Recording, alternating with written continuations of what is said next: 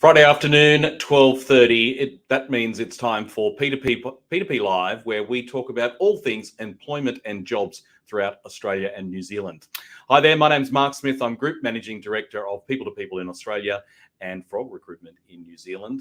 And once again, it's a Friday afternoon, and we've got so much to talk about when it comes to jobs and employment this week.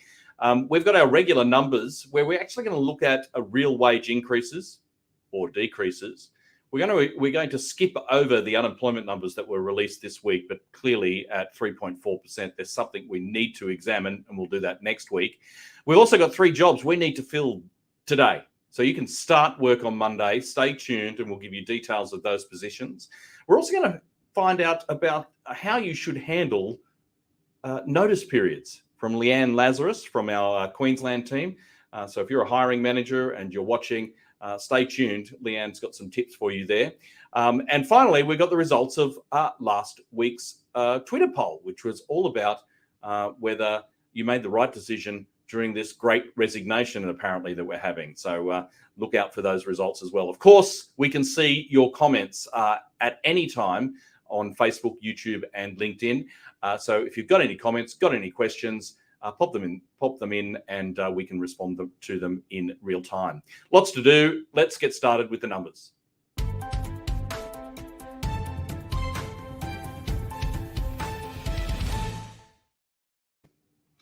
Righto. I thought I'd just start with this pretty amazing graph, and thanks to Michael Reid.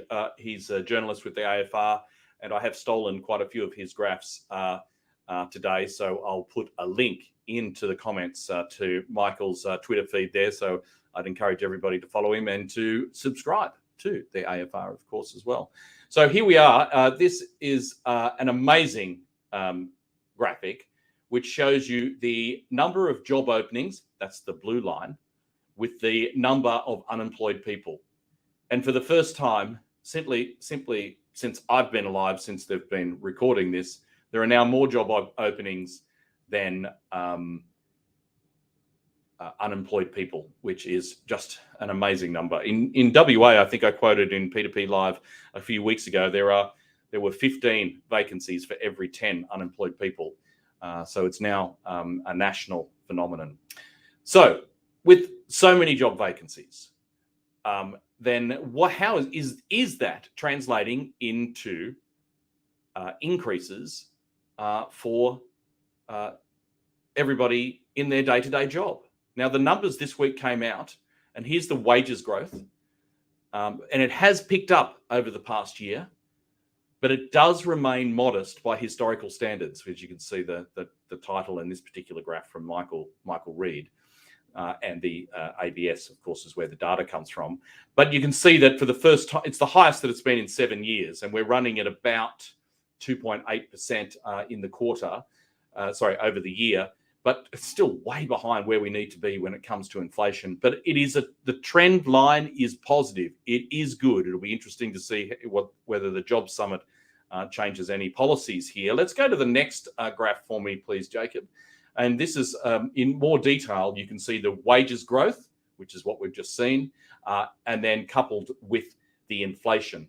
Now, the bar graph that you can see there is actually the real wages growth.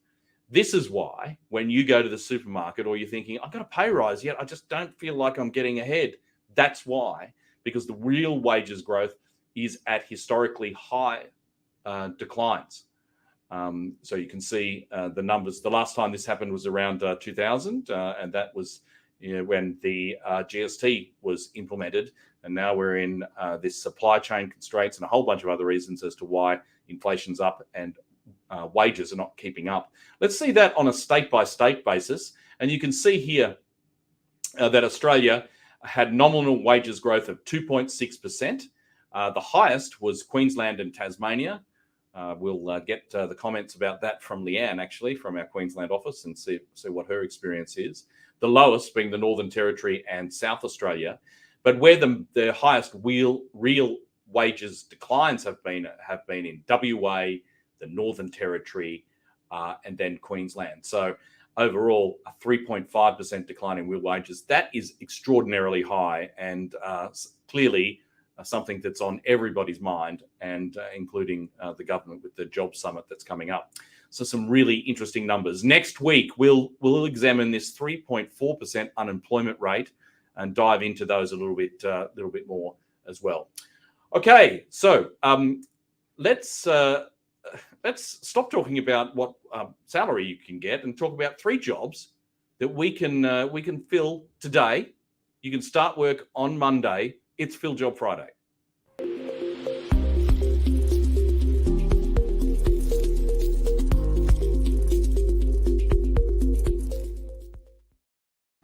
So here's the first position this week, and it's in Perth, WA. It's $70 an hour plus super. It's a 6-month temporary contract with working from home flexibility. So you will be full-time hours though, Monday to Friday. And it's a brand new communications team for this particular organisation. Amadine is the consultant that you need to chat to in WA, 0861606205 to get more details there.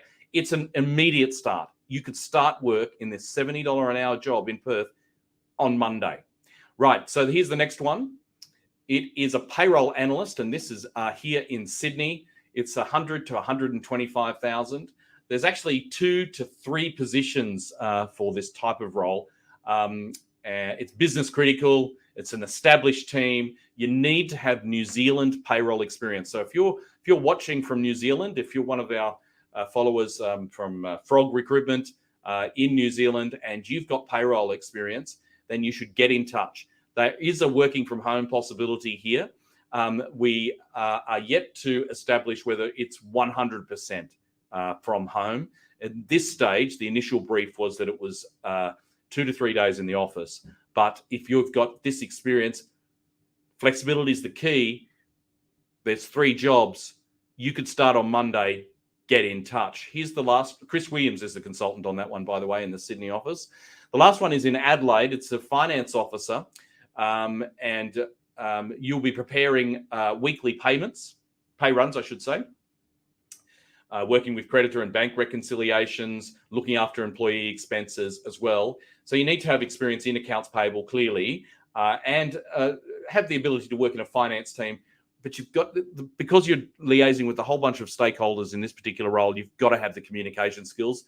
Athena in our Adelaide team, 0883174804 is her direct line, or just Athena at People to People.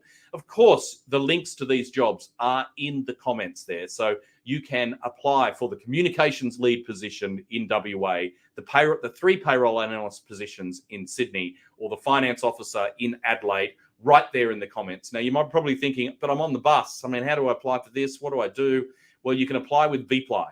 Vply enables you to leave a video as an application. So we will receive that, and then you can apply just with a few words, and we'll follow through requesting your CV and the like afterwards. So Vply, check that out as well. Okay, all right. So we're now going to change tack a little bit and talk a little bit about notice periods. But to get us there, we've also got another position which is a little bit different from these payroll analyst roles. It's a forklift driver's role in Western Sydney. So we'll get the video on that, and then we'll have a chat to Leanne in Queensland.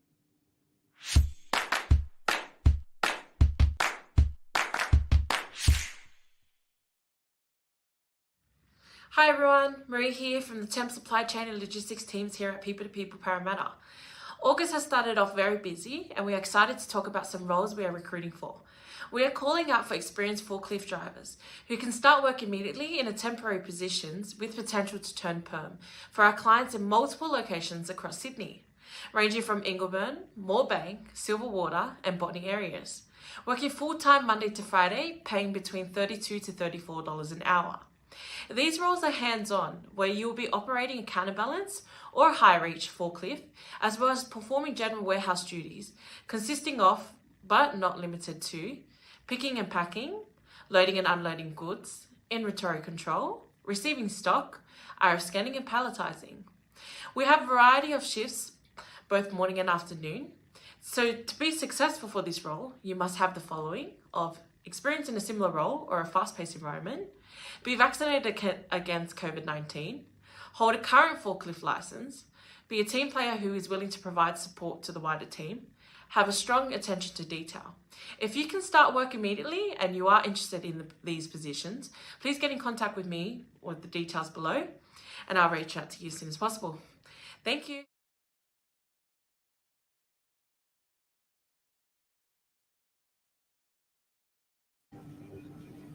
Okay, so one of the topics that is probably not explored enough, because when you fill a position or you've just got yourself a job, the idea of notice periods and being able to handle that notice period is something that we don't talk about enough. But never fear, we've got Leanne Lazarus from the Queensland team who's here to tell us more about it. G'day, Leanne. How are you?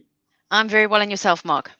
I'm good. I'm feeling like, this winter has been quite cold and wet here in Sydney, and I've been overeating. So it's starting to appear in my face here a little bit. So I've got to really get over that, I think. But tell us more about notice periods. Mark, what I've been finding is when I've been talking to a lot of my clients is a number of hiring managers have been experiencing more offer rejections. So gone through that offer stage and either rejected straight away because they've got multiple offers on the table, or someone's accepted a role and closer to the start date, they either let the client know that they're no longer starting, or they just don't start in the role itself. So I've been working with my clients a lot more just in terms of being able to work out strategies around that notice period, because a counter offer, if there is one coming, doesn't always just happen in the first day of resignation. If someone has a notice period, and it could be 2 weeks or 4 weeks, that in that notice period, an organization has an opportunity to identify what could retain that person in an organization. So it's a very critical topic at the moment around the hiring process of, just because an offer is accepted doesn't mean it's smooth sailing from there. So I've really worked with my clients and just in general for them to look at putting a strategy in place for that, to keeping in touch with the person before they start. I normally advise. I've heard it described as the valley of death between, the offer and then when the person's meant to start. And these days, some senior positions, you can have a 3-month notice period. I mean, it's Absolutely. an important period of time. It's not over when the offer is accepted.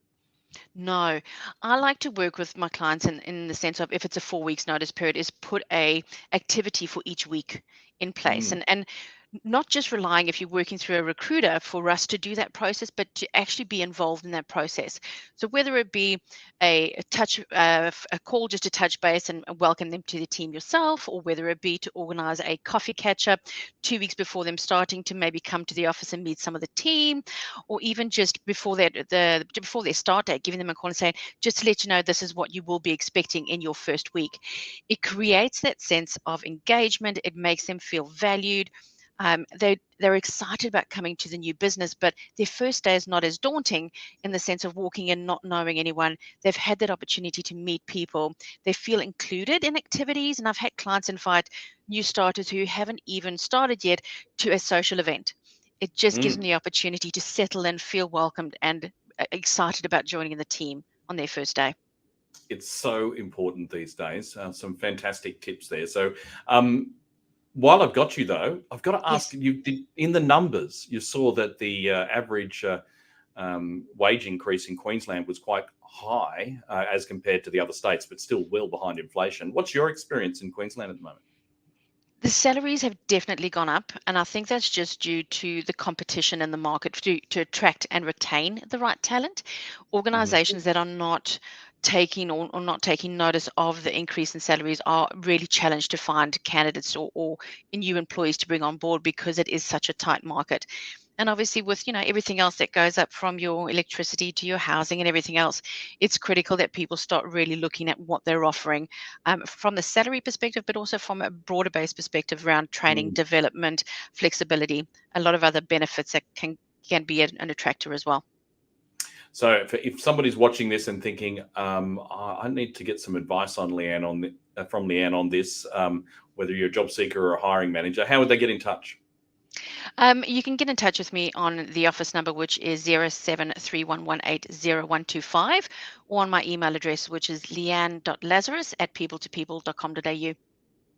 Fantastic. All right. Always great to have you on P2P Live. Thank you again, Leanne, and Thank you hopefully so much. we'll see you again soon.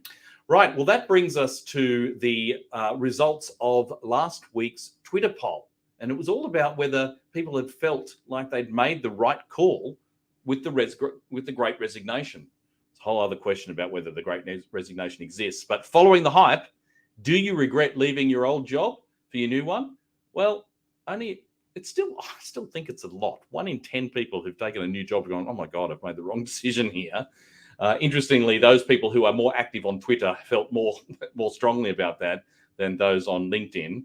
Don't know if that tells us anything, but by far the majority, 90%, said, no, I'm all good. Thank you very much. And particularly those on LinkedIn who said that 93% were satisfied that they'd done the right thing. So an interesting one there. So what about this week? Let's have a look at this week's poll. What is the best way to deal with burnout at work? Quit? Take some time off?